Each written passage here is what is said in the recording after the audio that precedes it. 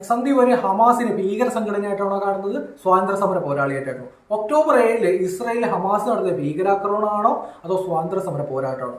Congress party കുടുംബാധിപത്യ പാർട്ടിയാണോ ജനാധിപത്യ പാർട്ടിയാണോ? വഖഫ് മുനമ്പം വിഷയത്തിൽ സന്ദീപ് വാര്യർ 1200 മനുഷ്യർക്കൊപ്പമാണോ വഖഫിനോടൊപ്പമാണോ?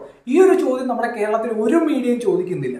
എന്താ ചോദിക്കാത്ത? സന്ദീപ് വാര്യർ BJP-യിൽ നിന്ന് രാജിവെച്ചിട്ട് കോൺഗ്രസിൽ ചെന്നു. നമ്മുടെ നാട്ടിലെ പല മീഡിയക്കാരും ചോദിക്കാത്ത ചില ചോദ്യങ്ങൾ എനിക്ക് ഇവിടെ ചോദിക്കാറുണ്ട്.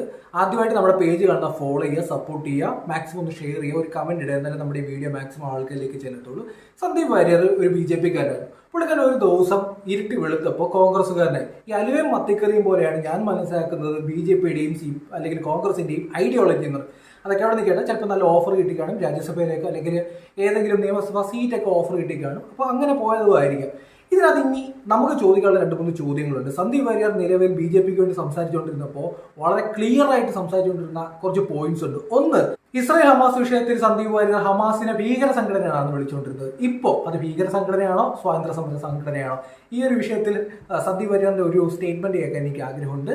ഒക്ടോബർ 7 ഇസ്രായേൽ ഹമാസ് നടത്തിയത് തീവ്രവാദ പ്രവർത്തനമാണോ സ്വാതന്ത്ര്യ സമര പ്രവർത്തനമാണോ? ഈ വിഷയത്തിലും സന്ദീപ് വാര്യറിന്റെ ഒരു സ്റ്റേറ്റ്മെന്റ് കേൾക്കാൻ എനിക്ക് വലിയ രീതിയിൽ താല്പര്യമുണ്ട്. മൂന്നാമത്തെ ക്വസ്റ്റ്യൻ, കോൺഗ്രസിൽ കുടുംബാധിപത്യമുണ്ടോ? നെഹ്റു ഫാമിലി ജനിച്ചത് കൊണ്ട് മാത്രമാണ് രാഹുൽ ഗാന്ധിയും പ്രിയങ്ക ഗാന്ധിയും ഭാവി പ്രധാനമന്ത്രിയും കോൺഗ്രസിന്റെ പ്രധാനപ്പെട്ട നേതാവുമായി നിലനിൽക്കുന്നത് ഒരു നെപ്പോ കിഡ് ആണെന്നുള്ള രീതിയിൽ സന്ദീപ് വാര്യർ പലപ്പോഴും പറഞ്ഞിട്ടുണ്ട്. നിലവിൽ എന്താണ് സന്ദീപ് വാര്യറിന്റെ അഭിപ്രായം? ഒരു മുൻ സൈനികന്റെ മകനാണ് സന്ദീപ് വാര്യർ എന്നുള്ള രീതിയിലുള്ള വാർത്തകൾ ഞാൻ കേട്ടിരുന്നു. ഒരു മുൻ സൈനികന്റെ മകൻ എന്നുള്ള രീതിയിൽ ആർട്ടിക്കിൾ 370 എടുത്തു കളഞ്ഞപ്പോൾ മോദി ഗവൺമെന്റിനെ പിന്തുണച്ച് പ്രസ്താവന ഇറക്കി പിന്തുണച്ച ഒരാളാണ് സന്ദീപ് വാര്യർ. നമ്മുടെ നാട്ടിൽ ഭീകരാക്രമണം ഇല്ലാതാക്കാൻ നമ്മുടെ രാജ്യത്ത് എല്ലായിടത്തും ഒരേ നിയമം വരണം എന്നുള്ള രീതിയിൽ വലിയ രീതിയിൽ പ്രസ്താവന ഇറക്കിയിട്ടുള്ള ആളാണ് സന്ദീപ് വാര്യർ. മോദി ഗവൺമെന്റ് ആർട്ടിക്കിൾ 370 എടുത്തു കളഞ്ഞതിനെ വലിയ രീതിയിൽ പിന്തുണച്ച ഒരാളാണ്. നിലവിൽ എന്താണ് അഭിപ്രായം? നാഷണൽ കോൺഫറൻസ് ആയാലും കോൺഗ്രസ് ആയാലും അധികാരത്തിൽ വന്നു കഴിഞ്ഞാൽ ആർട്ടിക്കിൾ 370 തിരിച്ചു കൊണ്ടുവരും എന്നാണ് അവരുടെ പ്രകടന പത്രികയിലൊക്കെ പറയുന്നത്. സന്ദീപ് വാര്യർ ആർട്ടിക്കിൾ 370 എടുത്തു കഴിഞ്ഞാൽ മോദി ഗവൺമെന്റിനെ എതിർക്കുന്നുണ്ടോ? ആർട്ടിക്കിൾ 370 കാശ്മീരിൽ തിരിച്ചു കൊണ്ടുവരണം എന്ന അഭിപ്രായം ഇപ്പോഴും ഉണ്ടോ? ഇനി അടുത്ത ചോദ്യം നമ്മുടെ കേരളത്തിൽ നിന്നാണ്. വഖഫ് മുനമ്പം വിഷയം. കേരളത്തിൽ മുനമ്പത്തെ മനുഷ്യർക്ക് വേണ്ടി 1200 മനുഷ്യർക്ക് വേണ്ടി സന്ദീപ് വാര്യർ സംസാരിക്കുന്ന വീഡിയോസ് ഒക്കെ ഞാൻ കണ്ടിരുന്നു. നിലവിൽ സന്ദീപ് വാര്യർ വഖഫിനോടൊപ്പമാണോ മുനമ്പത്തെ മനുഷ്യരോടൊപ്പം? വഖഫ് ഏതായത് ബില്ലിനെ സന്ദീപ് വാര്യർ പിന്തുണയ്ക്കുന്നുണ്ടോ എതിർക്കുന്നുണ്ടോ? പെട്ടെന്ന് ഒരാൾ വന്നിട്ട് കോൺഗ്രസ് ആവും, BJP-യിൽ നിന്നും കോൺഗ്രസ് ആവും. ശരി, അതൊക്കെ ഒരു വ്യക്തിപര താല്പര്യം. പക്ഷെ ഈ ഒരു ചോദ്യം വളരെ കൃത്യമല്ലേ? നാട്ടിൽ ആദ്യമായിട്ടൊന്നല്ല ഒരാൾ പാർട്ടി മാറി പോകുന്നത്. നിരവധി ആൾക്കാർ മാറിയിട്ടുണ്ട്. മുൻ മുഖ്യമന്ത്രിയായിട്ടുള്ള കരുണാകരൻ വരെ കോൺഗ്രസിന് വിട്ടു പോയിട്ടുണ്ട്. അവസാനം കോൺഗ്രസിൽ നിന്ന് പോയതിനു ശേഷം കരുണാകരൻ ഒരു വിലയില്ലാതെ എന്തായി എന്നുള്ളത് നമുക്കറിയാം. ഇന്ന് നമ്മൾ പറയുന്ന ഈ മുരളീധരനൊക്കെ ഉണ്ട്, കോൺഗ്രസിൽ പ്രധാനപ്പെട്ട നേതാവാണ്. പുള്ളിക്കാരനൊക്കെ പാർട്ടിക്ക് പുറത്തു പോയിട്ട് കറിവേപ്പിലായി നിന്നതൊക്കെ നമ്മൾ കണ്ടിട്ടുണ്ട്. അങ്ങനെ ഈ പാർട്ടിയോടൊപ്പം നിൽക്കുമ്പോൾ അതിനോടൊപ്പം വളർന്ന, അതിന്റെ ഐഡിയോളജിയോടൊപ്പം വളർന്ന ആൾക്കാരെയൊക്കെ നമ്മൾ പലപ്പോഴും കണ്ടു. അതിലൊരാളാണ് സന്ദീപ് വാര്യർ. സന്ദീപ് വാര്യർ പെട്ടെന്ന് മറ്റൊരു പക്ഷത്തേക്ക് പോകുമ്പോൾ താൽക്കാലിക ഒരു നേട്ടത്തിന് വേണ്ടി അവർ സന്ദീപ് വാര്യറിനെ പലപ്പോഴും ഉയർത്തിപ്പിടിക്കാനോ ഒരു സെലിബ്രിറ്റി ആക്കിയൊക്കെ കാണിച്ചേക്കാം. അതിനപ്പുറത്തേക്ക് സന്ദീപ് വാര്യർ രാഷ്ട്രീയം പറയാൻ തുടങ്ങുമ്പോൾ ആത്മാർത്ഥതയോടെ എത്ര നാൾ സന്ദീപ് വാര്യറിന് കോൺഗ്രസിൽ രാഷ്ട്രീയം പറയാൻ പറ്റും എന്നുള്ളൊരു ചോദ്യമാണ്.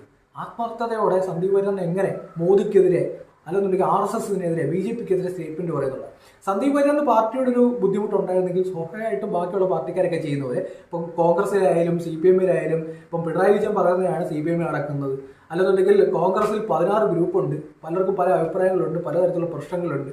ഇവരാരും പാർട്ടി വിട്ടിട്ട് പോയിട്ടല്ല അഭിപ്രായ വ്യത്യാസങ്ങൾക്കെതിരെ പോരാടുന്നത്. അവർ പാർട്ടിക്കുള്ളിൽ നിന്ന് സമയമെടുക്കുമായിരിക്കും, ചിലപ്പം പ്രതിഷേധം സംഘടിപ്പിക്കേണ്ടി വരും, ആൾക്കാരെ ബോധ്യപ്പെടുത്തേണ്ടി വരും. ആ പാർട്ടിയിൽ നിന്നിട്ട് ഒരു പക്ഷേ സന്ദീപ് വാര്യർ വളർന്നേനെ. ഇപ്പോൾ സന്ദീപ് വാര്യറിന് കേവലം എന്തെങ്കിലും ഒരു പോസ്റ്റൊക്കെ കൊടുത്ത് സന്ദീപ് വാര്യർ എന്ന് പറഞ്ഞാൽ കൃത്യമായി BJP-യുടെ പക്ഷത്തിൽ നിന്നായിരുന്നെങ്കിൽ കയറി വരേണ്ട ഒരു പൊളിറ്റിക്കൽ ലീഡറിന്റെ ഭാവി അസ്തമിച്ചു എന്നുള്ളത് മാത്രമേ എനിക്കിതിനകത്ത് ഫീൽ ചെയ്യുന്നുള്ളൂ. പിന്നെ സന്ദീപിന്റെ ഇഷ്ടമാണ് പാർട്ടി മാറുന്നതും മാറാത്തതും. പക്ഷേ സന്ദീപ് വാര്യറിന്റെ ഈ അഭിപ്രായം അറിയാൻ ഒരു സാധാരണ വ്യക്തി എന്നുള്ള രീതിയിൽ എനിക്ക് ആഗ്രഹമുണ്ട്. ചിലപ്പോൾ കോൺഗ്രസ്സുകാർക്കോ കമ്മ്യൂണിസ്റ്റുകാർക്കോ BJP-ക്കാർക്കോ എല്ലാവർക്കും അറിയാൻ ആഗ്രഹമുള്ള ഒരു ചോദ്യം. ഇനി സന്ദീപ് വാര്യർ പറയേണ്ട ചില കാര്യങ്ങളുണ്ട്. ഹമാസ് ഭീകര സംഘടനയാണോ സ്വാതന്ത്ര്യ പോരാളിയാണോ? ഹമാസ് ഒക്ടോബർ 7 ഇസ്രായേൽ നടത്തിയ ഭീകരാക്രമണമാണോ സ്വാതന്ത്ര്യ സമര പോരാട്ടമാണോ? കോൺഗ്രസ് ഒരു കുടുംബാധിപത്യ പാർട്ടിയാണോ അതോ ജനാധിപത്യ പാർട്ടിയാണോ? കാശ്മീരിൽ ആർട്ടിക്കിൾ 370 മോദി സർക്കാർ എടുത്തു കളഞ്ഞിട്ടുണ്ടായിരുന്നു, അത് തിരിച്ചു കൊണ്ടുവരണോ അതോ വേണ്ടേ? മുനമ്പം വഖഫ് വിഷയത്തിൽ സന്ദീപ് വാര്യർ മുനമ്പത്തെ മനുഷ്യരോടൊപ്പമാണോ അതോ വഖഫിനോടൊപ്പമാണോ? 1200 മനുഷ്യരോടൊപ്പമാണോ വഖഫ് ബോർഡിനോടൊപ്പമാണോ? ഈ ഒരു ചോദ്യത്തിനാണ് ഇനി കേരളം കാത്തിരിക്കുന്നത്. ആദ്യമായിട്ട് പേജ് കണ്ട ഫോളോ